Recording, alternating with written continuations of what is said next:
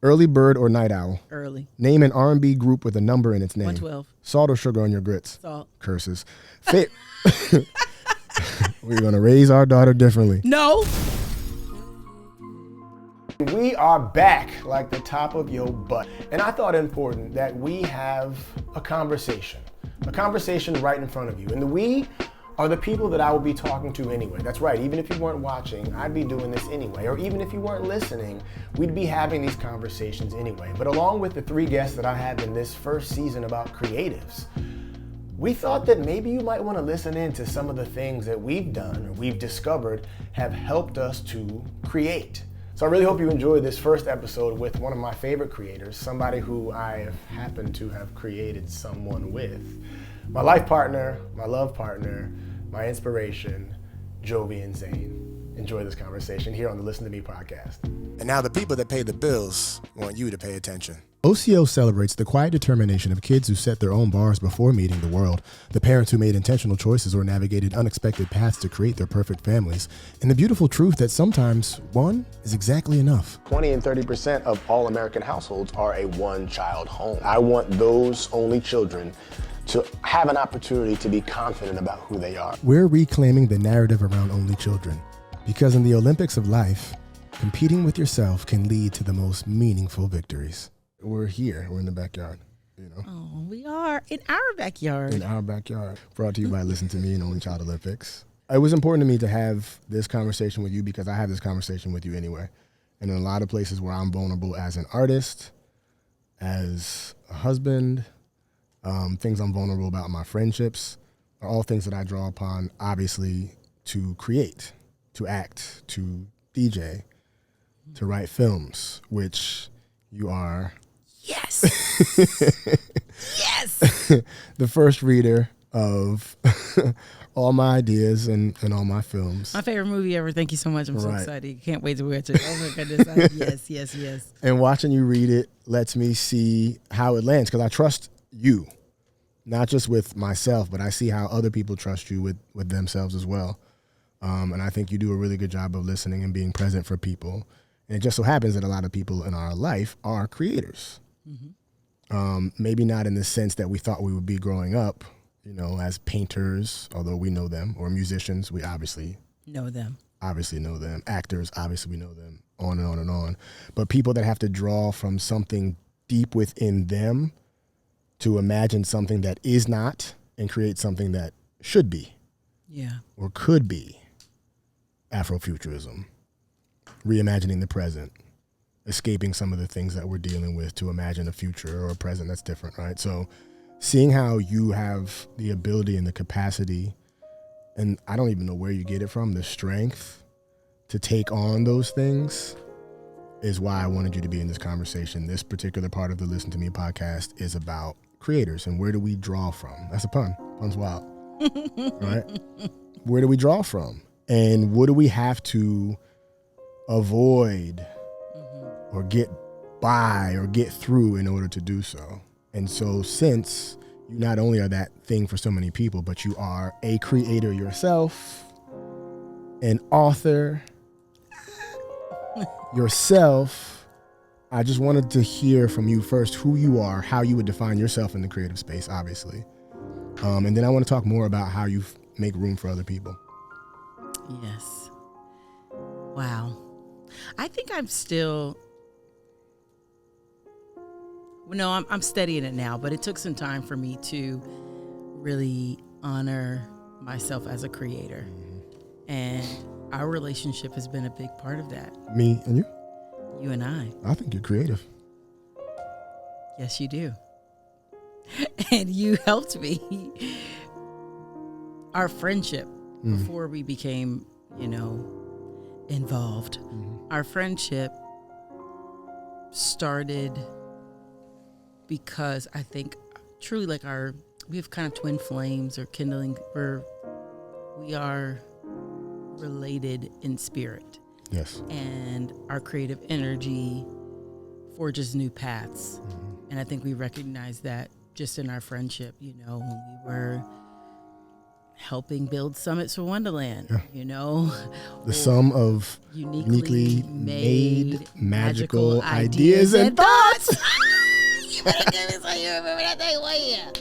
So I mean, it was that. Yeah. It was seeing your blog posts early on, when blogging started to become a thing. What was it, 08, 09, whatever, or a little earlier, but still, I remember reading some of your writing and your poems and being inspired, like, oh, I want to write. And then I remembered me writing when I was 7, my first book, Runaway Kids, and just your creativity harnessed, not going to say harnessed, but it ignited something for me. I was attracted to it. And I was like, oh, it seems accessible. And the writer part of me started to blossom during that time. My blog started 09. Jovian Zayne at Blogspot. No, .blog. Was it Blogspot? There was a Blogspot there. Then it became WordPress. Yep. Word up, hey. Yep. Me and my body roll era for sure. The body roll era is actually not over. I don't. It'll never be over. Do you remember me starting a body roll documentary? Yeah. It never came out, but anyway. But I you also reminded me, and you keep reminding me that it's okay to create without intention of sharing, just the practice of creating. And that is a difference, why this question of starting to see myself as a creator, my work was never in the creative space. Like, things I was getting paid to do were not in a creative space, at least as I understood it. Now in my 10th year of entrepreneurship, I can step back and say, I created a new path for myself. I created my work. I created my own 9 to 5, 10 to 6, or what have you. And so much of what has come of my work that now I get paid to do is from my own imagination. I've reimagined the way that people should engage with each other at work. I help cultures evolve and change in companies because I'm helping them to reimagine how people should engage with one another, how people should reimagine their relationship with purpose. That's me creating something that didn't exist. And I recognize now that my interpretation of relationships and what it means to be well while you work and while you exist in our world is countercultural to what our current hyper-individualized Western culture would try to get us to receive and understand and to believe is normal. I know that it's not. I don't want that to be my day-to-day, and so I'm constantly trying to create something new. So it wasn't about me as an author just yet, per se, but I think about me as a creator from the standpoint of I am constantly creating new ideas, spaces, and thoughts for people. Countercultural to everything that we know here in Western culture. Yeah. Because we have bills to pay. And because we have you are well aware. Lights to keep on. Very. And Georgie to feed. Big mouth, eating more all the time. But actually, she has been eating a lot lately. A lot. She just asked for more pasta. I just made chicken nuggets for her. Listen. The thing that I think in terms of what's our responsibility to our job, our family, our place of worship, our friends, et cetera, that sometimes gets in the way of our ability to create is the space that I actually lean on you a lot for. Because as a creative, we understand that at one point somebody's going to need some space that isn't finite, isn't easily defined. Like I can't always say, hey, babe, I need this hour to go come up with this idea. I might not have it then. Right. And because we have that language and that relationship as creatives, it makes it easy for us to give each other that grace. Yeah. And to follow through with that. Aside from this beautiful dynamic that we have, in your conversations with other creatives, defined differently than when you were writing Runaway Kids, right? But like creatives now who are using imaginations in their workplace, et cetera, what do you find is the average creative's obstacle? Or what's impeding them from being able to just like get free enough to like channel, receive, synthesize, and trust that whatever they have in that finite amount of time is enough. Yeah. I talked about this at AdColor last year now, about resistance. And shout out to AdColor. What's up, Tiff? Hey, about the discipline of being a creative. And I think some of I can't reduce it to one thing. Well, I probably could, and many things are gonna be wrapped up in fear. And for us who want to bet on ourselves to produce something, to create something that then we would want other people to consume, and then in turn pay us for, that relationship with your art or whatever you define your art form or creative output to be, I think when the transaction piece comes in, it's really hard for some of us to distill down or to feel comfortable in the process if we don't believe that our offering is one, getting the financial return that we anticipate. Yes. If we're fearful of that. Yes. If we're fearful that we're not creating it fast enough for people Yes. to be able to consume it. If we are not, once the target of our creation, our eye moves from just us and our muse and our enjoyment and for the fulfillment and the sense of purpose from doing it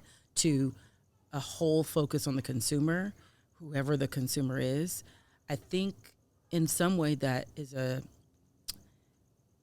some of our innocence is lost there. It can be distracting. It can strip some of the purity of the process.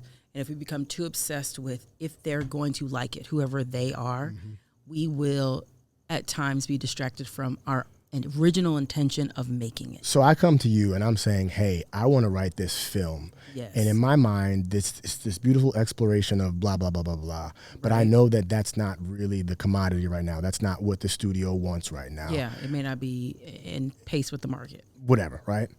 But I know that I can write something to check a couple boxes. One, to make some money. Two, to get belief. Three, to learn some things about that particular studio system. How do I split myself, or can I split myself, in your opinion, to do both, or to be okay with just selling one first so I can do what I need to do? Because, I understand that many people are out here taking their creativity as a day job, using that same skill, and as opposed to working for whomever that, whatever that 2-week check is, and then moonlighting with their creativity. They're actually daylighting with their creativity for whomever, and then moonlighting being with creative directors or whatever else. Yeah.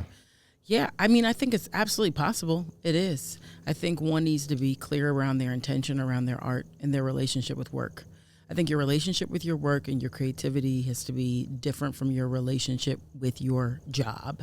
And understanding the intention behind your job in your life is really important, really for everybody at every moment. Why am I choosing to work here? If I'm an at-will employee, which prayerfully everyone is, if you're an at-will employee somewhere, why?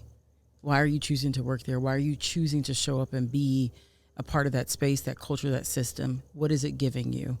And for some folks, we have to decide the paycheck is enough. I'm only there to get this money so I can then do something else. There were certainly jobs that I had.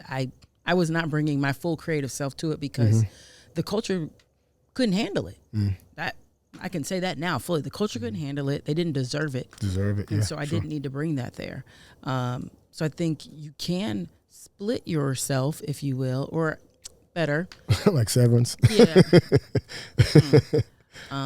More like, that pen you have, the volume one, turn up, turn down. Yeah. I think there are parts of ourselves we need to decide what we turn up, what we turn down based on the environment that we go in. I like that. Because I like better than the idea of, splitting ourselves or reducing ourselves. We're trying to turn off something that's... that's innate to us. You just decide, should I turn this up here? Is this worth it? Is the environment conducive to it? What is that in service of? So, yeah, I think it's possible. Can I take a step back? Understanding that we jumped right into the idea of how to support creatives and even this moonlight, daylight kind of potential split. You, author of the forthcoming, would you like to share the title? Is it too soon? Can we share? We can absolutely share Can the we title. share the Share the title. Scoot, can we share the title? Every camera. Okay, Yes, all right. share the title. Cool. Can we put the title somewhere? You think? Right? How about here? Oh my gosh. Okay, good. You know what? Put your hand with mine, and then pull it back, and we'll pull the title out. I have no idea if that works or not, but if not, y'all will never see that. Babe, The title of your book and how you came about, not only that title, but recognizing whatever your volume was or your split to even get to that place from which you do absolutely every day. Because I recognize we jumped right in the conversation because I know you, but Yeah. I'd love for you to tell us who you are in that context. My name is Jovian Zayne, Hey, girl. and I'm the author of the forthcoming book, Soft Landings for Hard Days. You want to say that again? Because I got flirty and I want it to be clean just in case somebody really wants to like use that or meme that somewhere. I'm sorry. I won't interrupt next time. Go ahead. Good. I'm sorry. My name is Jovian Zayne, and I'm Hey, the girl. author. Okay. You know I'm sorry. what? I couldn't help it. You fine. Put that away. All right. Give me two hours, and I'm gonna see you where I need to see you. Hour and 59 and 58 seconds right now. Ain't nobody counting. Scooter, hit your boy. There's no taming it. My name is Jovian Zayne, and I'm the author of the forthcoming book, Soft Landings for Hard Days, to be published by Penguin Life, which is a part of the Penguin Random House family. All the way from Runaway Kids. Woo, they could see us now. Boy. Yeah. What is Soft Landing for Hard Days? From the title, it speaks How did it feel to you? safe. Yeah. And for the first time, because obviously I've heard this title before and cried. But for the first time, it made me also come to grips and accept the eventuality that there just will be hard days. Yes. And so it feels very hopeful and it feels very safe, but it also in its safety identifies that it's safe from something. Yeah. And that's just real. Mm-hmm. And I wonder if there was, for that, polarity, if there was any space that you had to access for yourself as a creative that deepened your understanding of what your own hard days would be. I mean, because it's kind of meta, right? Like you're in the book writing to people who are trying to create something and you're trying to create something and telling them how they get through the obstacles of creating something while you're creating something and trying to figure it out yourself and then trying to not only get through it, but manage it, package it, and articulate it to share. Yeah. Because I'm really talking to people who are just creating their own life. Yeah. Which ideally is everyone. Some of us are more aware of our intention and choice with that than others, but this book is for human beings who for too long have been too hard on themselves, who have believed the lies that our culture would have us to believe, which is that we're meant to do life alone. You need to hurry up and do it fast. That life is meant to be rushed through in one versus experienced. That life is meant to be done hard versus done well. That you're meant to be punished daily in order to feel like you've survived or experienced success. And that you have to hide from the truth of your feelings along the way. Those are a lot of the lies and the stories that we have been told over time that make it harder for so many of us, particularly Black folks who have grown up in America or who have adopted American culture in some way, shape, or form. Those are so many of the lies that make it hard for us because they're then also coupled with racism and every other ism that there is. So this book it's meant to feel like a hug. In your awareness of you will have the hard days, because if you live long enough, you will have some. You'll have hard moments. You could have hard months. You will have hard times because there will be days when it can feel like you're grieving by yourself, or there will be days when you feel like you want to call and celebrate with someone, but you have no one to call, or the days when you fall in love. It's the best day, and yet you're having a hard time processing the joy of it. Or the day that you make a mistake and can't get over it, or the day you want to ask for help, but you don't feel like you can, but you know you should. Yeah. There's so many days that we have, and I deeply believe that we need to create more soft landings for ourselves as we experience those days. So adopting the right mindsets and beliefs, the right personal practices and collective habits that help us to navigate real life. It sounds like there's, in that, your description of those days, soft landings for soft days as well. Absolutely. Like some of these things are to be celebrated, and sometimes, absolutely, particularly as creatives, we don't know how to celebrate for sure. the little wins because they are big wins. Yes, yeah. For creatives, I think there are a lot of hard days that we have. Yeah. When anyone's in the creative bag, there are so many hard days. I mean, for instance, for the day you want to ask for help and don't want to. Imagining someone who wants to kick off a podcast, knowing that they could do every bit of it. They could do the lighting, they could do the editing, they could do, filming, whatever. But is that the best way to go about kicking off the podcast? This wasn't you. But sounds a lot like me. I know, honestly. Because they could interview themselves. Listen, they could. Yeah. But there are so many creatives who are multi-hyphenates. We could do so many different things and do them really well. But there's a season for which we should pick which gifts. Mm-hmm. There are certain gifts that come into harvest at different moments, and part of the soft landing is recognizing that it's important to honor each season of your life, and that you're worthy to be helped, and that your help is always available and going to find you, but it first begins with your vulnerability of believing, knowing, and understanding I am worthy to be helped. Even if I can do it by myself, I shouldn't do it by myself.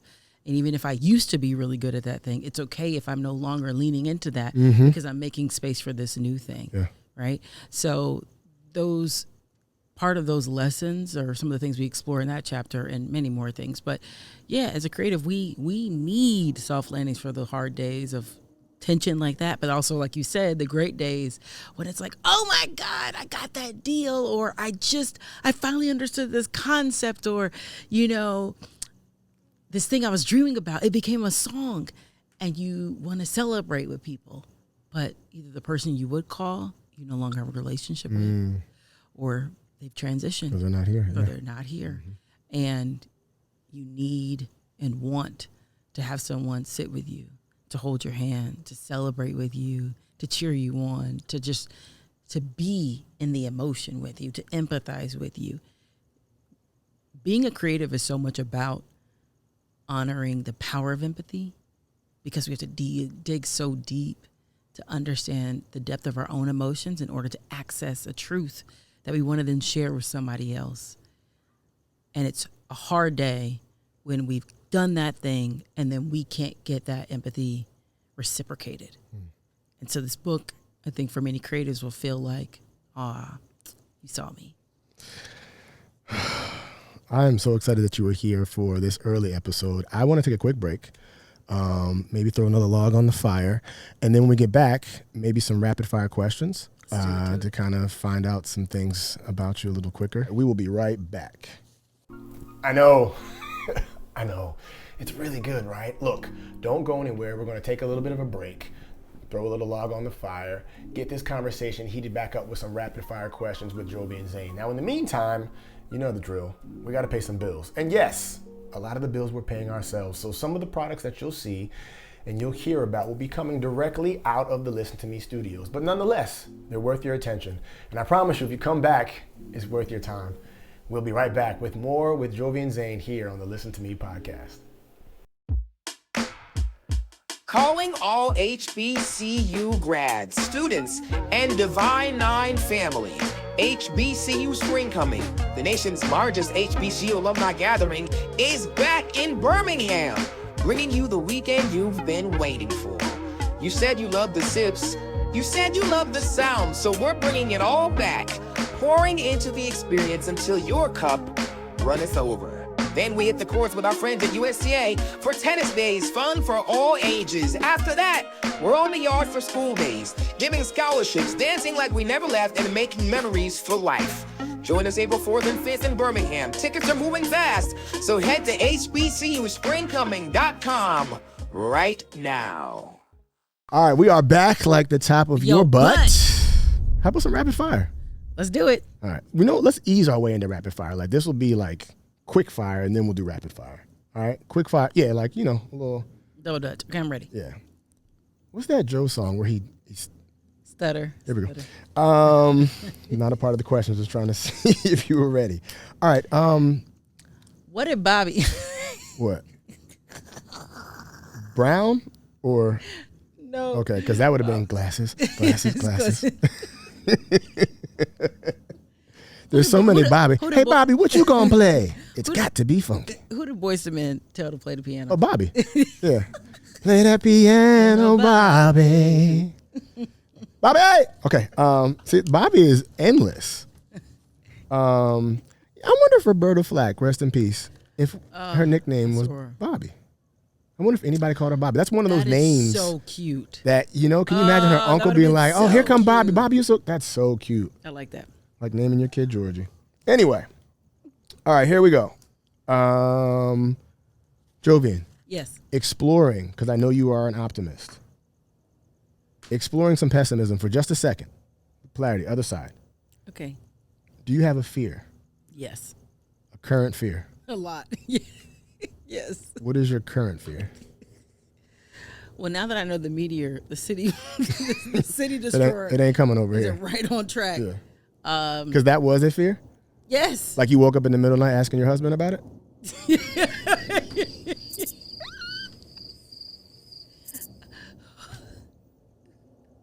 Nobody's going to hear that or see this. Nobody's watching. Or how about the fear of having to go to your daughter's school visit and not having all white to wear?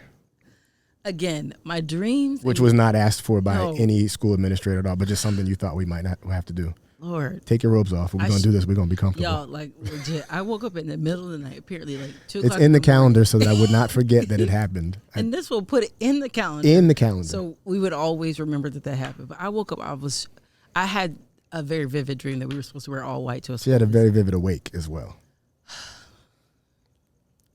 I do have a lot of fears. Okay. And my therapist gave me something good the other day.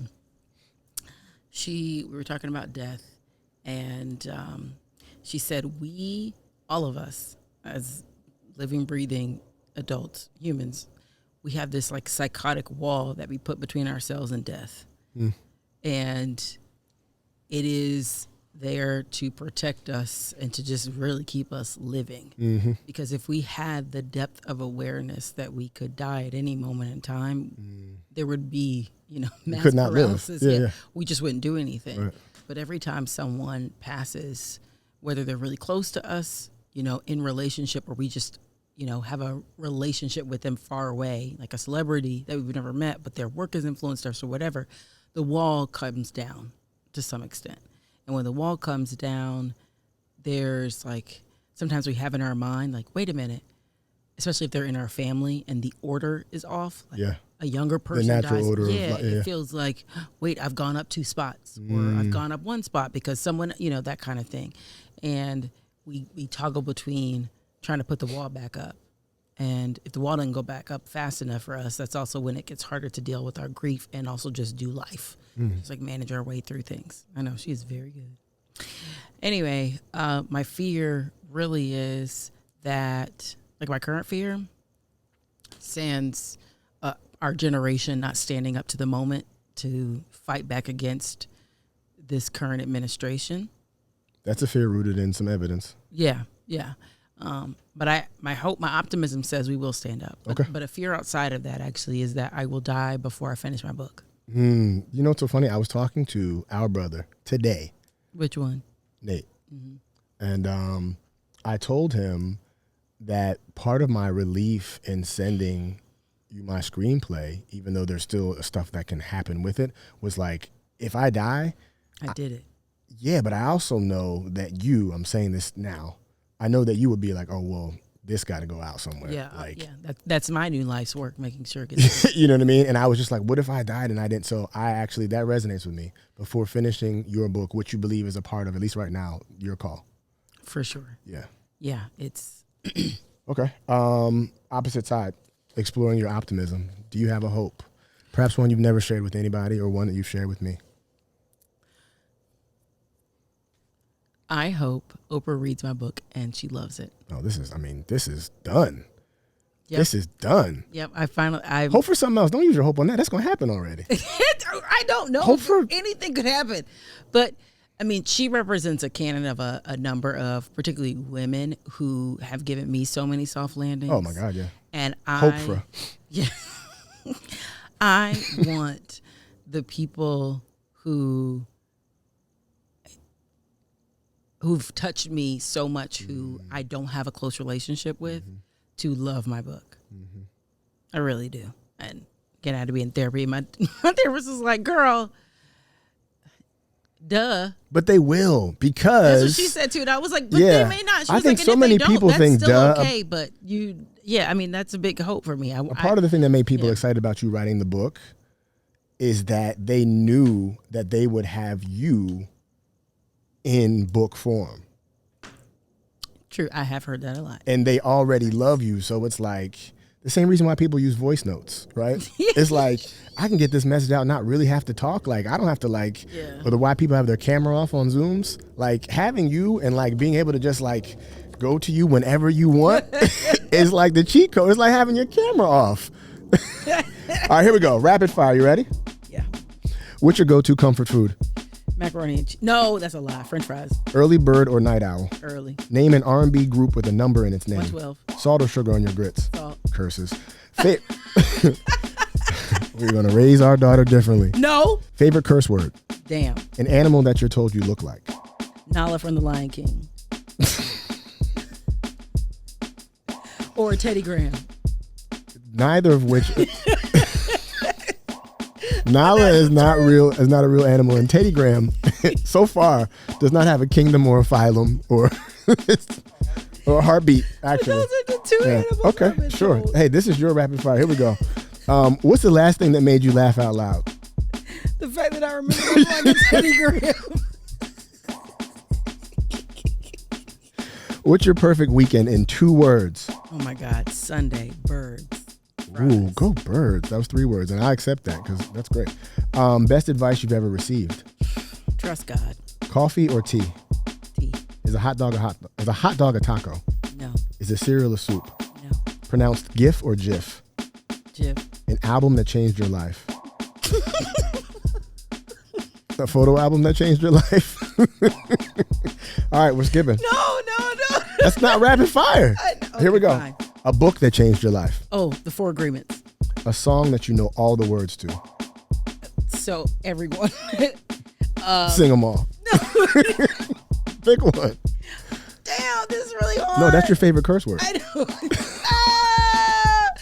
Espresso by Sabrina Carpenter. I know.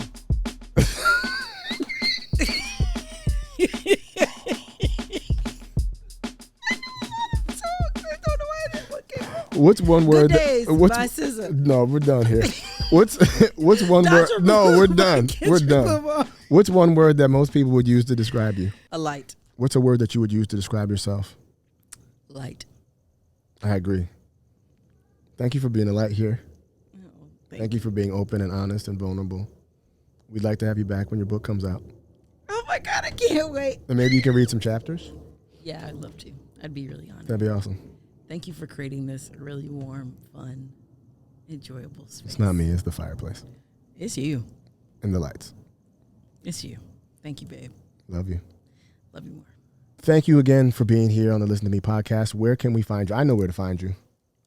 I know how to wake you up. Sir, this is... I know how to put you to bed. But everybody else doesn't. So where can they find you? You want them to? I do not. I just want them to know how to find you. Why you even... Why? You so fast. Espresso by Sabrina definitely. Carpenter. She said espresso by Sabrina.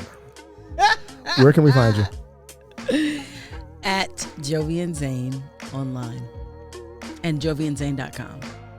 Please visit jovianzayne.com. Sign up for my newsletter. You'll get all kinds of exciting information about my forthcoming book. The newsletter will begin very soon, so go ahead and sign up. We out.